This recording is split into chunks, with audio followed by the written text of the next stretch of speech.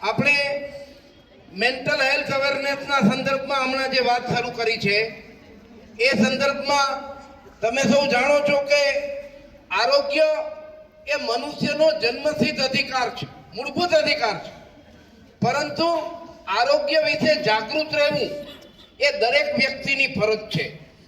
ઓશોએ કહ્યું છે કે આપણું આ જે શરીર છે એ આપણા આત્માનું પવિત્ર મંદિર છે. આપણું જે આ શરીર છે એ પવિત્ર આત્માનું મંદિર છે. માટે આ મંદિરને આપણે સ્વસ્થ રાખવું એ ખૂબ જરૂરી છે. એટલે માનસિક અને શારીરિક રીતે સ્વસ્થ રહેવા માટે દરેક વ્યક્તિએ વ્યક્તિગત રીતે પ્રયત્નો કરવા પડે.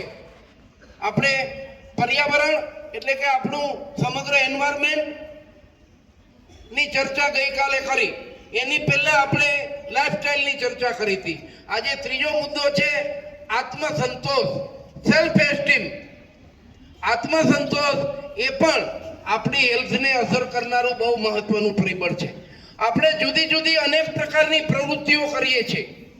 જીવન પર્યંત કોઈને કોઈ કામ કરવું એ આપણી જરૂરિયાત છે, પરંતુ એ કામને અંતે, એ પ્રવૃત્તિને અંતે, કોઈ પણ ધ્યેય સિદ્ધિના અંતે આપણને કેટલા પ્રમાણમાં આત્મસંતોષ થાય છે એ મહત્વનું છે. હમણાં જ વિદ્યાર્થીનીઓને જુદા જુદા સિદ્ધિઓ બદલ આપણે અભિનંદન આપ્યા, પણ એ સિદ્ધિ સૌથી મહત્વની તો એ છે કે ખુદને વ્યક્તિને સંતોષ થાય, એક પ્રકારનું સેટિસ્ફેક્શન થાય. એટલે જુદી જુદી પ્રવૃત્તિઓના સંદર્ભમાં ઇનામ પ્રાપ્ત થાય કે ન થાય, રેન્ક મળે કે ન મળે, પણ મહત્વનું છે આત્મસંતોષ. આ આત્મસંતોષ છે એ આપણને વધુ ને વધુ મજબૂત બનાવે, એનાથી આપણો કોન્ફિડન્સ વધે અને આપણી હેલ્થ પણ વધારેમાં વધારે સારી બને. એટલે કોઈ પણ પ્રવૃત્તિને અંતે આપણને કેટલો સંતોષ પ્રાપ્ત થાય છે એનું મૂલ્યાંકન આપણે કરતા રહેવું જોઈએ, અને તો જ એ પ્રવૃત્તિ અને એ પ્રવૃત્તિને અંતે જે કંઈ પ્રાપ્ત થાય છે એ મહત્વનું છે.